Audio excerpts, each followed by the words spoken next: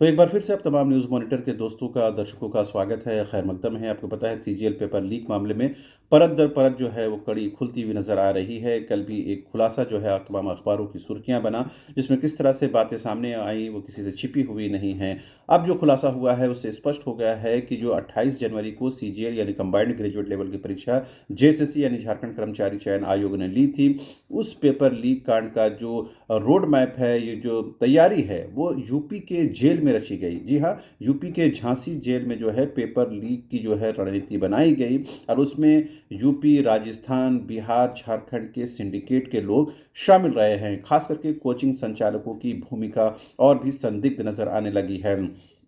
जो एसआईटी जो गठित की गई थी, उस एसआईटी ने जो कोर्ट को रिपोर्ट सौंपी है और जो मीडिया रिपोर्ट्स है उसके मुताबिक झांसी जेल में ये तमाम सीजीएल पेपर लीक की जो तैयारी है वो वहाँ पर की गई और वहाँ पर गुर्गों ने तमाम तैयारियां की और सिंडिकेट के लोगों ने और पेपर लीक गिरोह के लोगों ने इसमें अपनी भूमिका निभाई है, जिसमें यूपी, राजस्थान, बिहार और झारखंड के सिंडिकेट के महत्वपूर्ण लोग शामिल रहे हैं। जो नाम सामने आए हैं उसके मुताबिक यूपी के झांसी जेल में बंद मोनू गुर्जर, अलवर के बलराम गुर्जर और नोएडा के सुमित सिंह ने इस पेपर लीक कांड में अग्रणी भूमिका निभाई है। यानी इन लोगों ने जो है पेपर लीक कांड को अंजाम दिया है।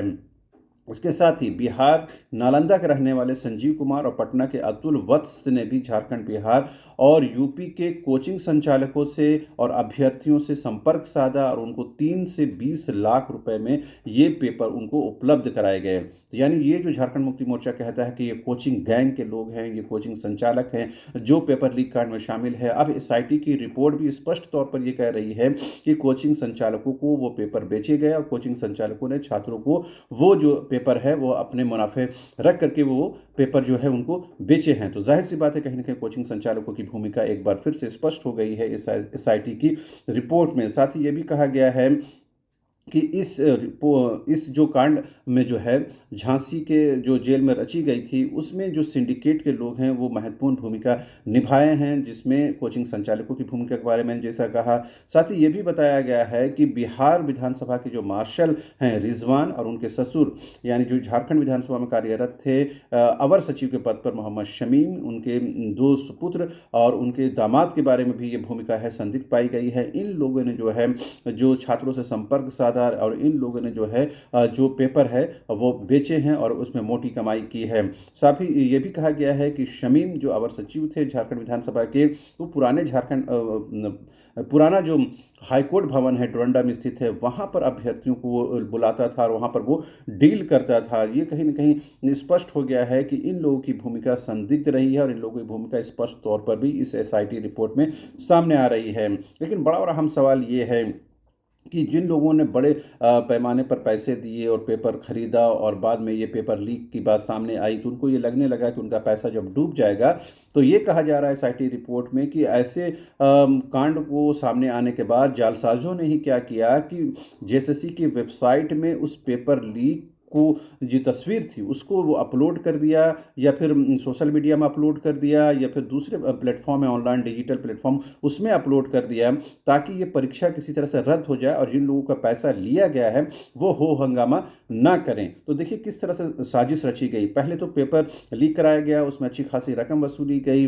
जब ये पेपर लीक की बात सामने आई और लगने लगा छात्रों को कि जो उन लोगों ने पैसा दिया उनका पैसा डूब जाएगा, तो जालसाजों ने, सिंडिकेट के लोगों ने, कोचिंग संचालकों ने और तमाम संदिग्ध लोगों ने क्या किया है कि इसको वायरल कर दिया ताकि ये जेएसएससी तक बात पहुंचे और जेएसएससी कहीं ना कहीं दबाव में इस परीक्षा को रद्द करे। और अल्टीमेटली हुआ भी यही कि जेएसएससी ने इस परीक्षा को रद्द कर दिया। यानी जिन लोगों ने पैसा दिया था उनका पैसा डूबा नहीं, यानी कि फिर से परीक्षा होगी तो जाहिर सी बात वो फिर से शामिल होंगे और कहीं ना कहीं उनको फिर से मौका मिल जाएगा।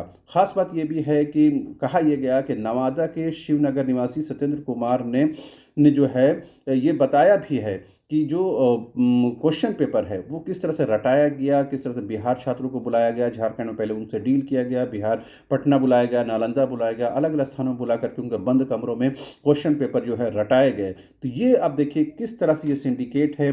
झांसी की जेल में जो बंद लोग हैं, मोनू गुर्जर, अलवर के बलराम गुर्जर, नोएडा के सुमित सिंह, इन लोगों ने पहले साजिश रची और इन लोगों ने अपने सिंडिकेट के लोग, चाहे कोचिंग संचालक हो, चाहे बिहार में हो या झारखंड में हो, उनसे संपर्क साधा और इन लोगों को पेपर बेचा। इनके माध्यम से छात्रों तक पेपर पहुंचाया गया और अच्छी खासी मोटी रकम जो है वसूली गई है।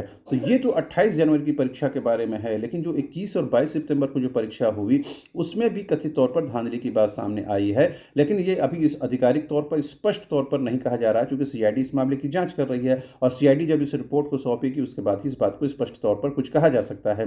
लेकिन जो कोचिंग संचालक है झारखंड में, जो इसमें अग्रणी भूमिका निभा रहे हैं, इस पेपर लीक कांड को पर्दाफाश करने का दावा कर रहे हैं, छात्रों के हित में खड़ा होने का दावा कर रहे हैं, उन लोगों ने कल जो है झारखंड पुलिस को जो है सबूत सौंपे हैं और ये बताया है कि उन लोगों के पास जो सबूत थे, जो एविडेंस थे, उन लोगों ने पुलिस को सौंप दिए हैं। और उन लोगों ने दावा किया है कि 21-22 सितंबर को जो परीक्षा हुई है उसमें भी बड़े पैमाने पर धांधली हुई है, जैसा कि 28 जनवरी की परीक्षा में धांधली हुई थी। यानी कहीं न कहीं कोचिंग संचालकों द्वारा, छात्र नेताओं द्वारा, छात्रों द्वारा ये कहा जा रहा है कि 21 और 22 सितंबर की परीक्षा को भी रद्द करना चाहिए और इसकी सीबीआई जांच होनी चाहिए। लेकिन जो खुलासे अखबारों में और मीडिया में आ रहे हैं वो कहीं न कहीं परेशान करने वाले हैं और ये स्पष्ट तौर पर संकेत है कि कहीं न कहीं 28 जनवरी की परीक्षा में एक बड़ा सिंडिकेट, एक बड़ा गिरोह, एक बड़ा वर्ग जो है वो इसमें शामिल था, जिसमें कोचिंग संचालकों की भूमिका को और भी स्पष्ट तौर पर इंगित किया गया है इस एसआईटी रिपोर्ट में कि उन लोगों तक ये पेपर पहुंचे, उन लोगों ने मोटी कमाई की, उन लोगों ने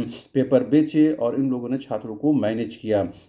तो जाहिर सी बात है कोचिंग संचालकों की भूमिका से इनकार नहीं किया जा सकता है। लेकिन जो बिहार में, झारखंड में, यूपी में, राजस्थान में जो बैठे हुए गैंग के लोग हैं, सिंडिकेट के लोग हैं, उनकी अब धरपकड़ ज़रूरी है।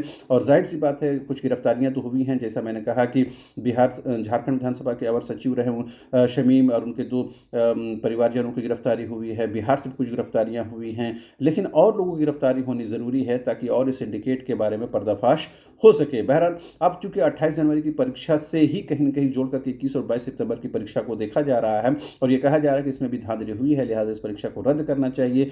कोचिंग संचालकों ने, छात्रों ने जो कुछ सबूत दिए हैं उसको सीआईडी तक पहुंचाने की कोशिश है और सीआईडी इस पर क्या कुछ करती है वो देखना दिलचस्प है।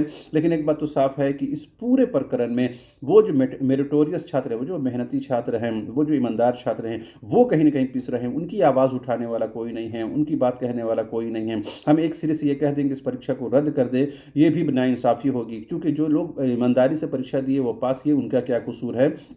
अगर उनका एज निकल जाता है तो जाहिर सी बात है इसका गुनाह जो है हम लोगों के सिर लगेगा। लिहाजा कहीं न कहीं इस बात की ज़रूर कोशिश होनी चाहिए कि जो संघर्ष करने वाले छात्र हैं, जो मेरिटोरियस छात्र हैं, जो मेहनती छात्र हैं, उनके साथ नाइंसाफ़ी नहीं होना चाहिए। हम एक सिरे से ये नहीं कह सकते हैं कि इस परीक्षा को रद्द कर दे या इस परीक्षा को जायज़ ठहरा दे। लेकिन सीआईडी जाँच कर रही है, सीआईडी की जाँच का इंतज़ार करने की ज़रूरत है। लेकिन छात्रों को, कोचिंग संचालकों को स्टेट एजेंसी पर भरोसा नहीं है, जैसे स्टेट को सेंट्रल एजेंसी पर भरोसा नहीं है। इसी अविश्वास के माहौल में सब कुछ हो रहा है। बहरहाल अभी के लिए इतना ही। अब तमाम दर्शकों से रिक्वेस्ट है कि ऐसी खबरों को प्रचारित प्रसारित करें, चैनल को सब्सक्राइब करें, कमेंट करें, लाइक करें, शेयर करें और जो भी कमेंट करें वो संसदीय भाषा में करें। एक और रिक्वेस्ट है कि चैनल को सब्सक्राइब करना ना भूलें ताकि ऐसी खबरें आप तक पहुंच सके। हमारी कोशिश ये होती है कि आपसे जुड़ी खबरों को आपके सामने पेश करें। तो अभी के लिए इतना ही। अब तमाम दर्शकों का एक बार फिर से शुक्रिया। Thank you so much.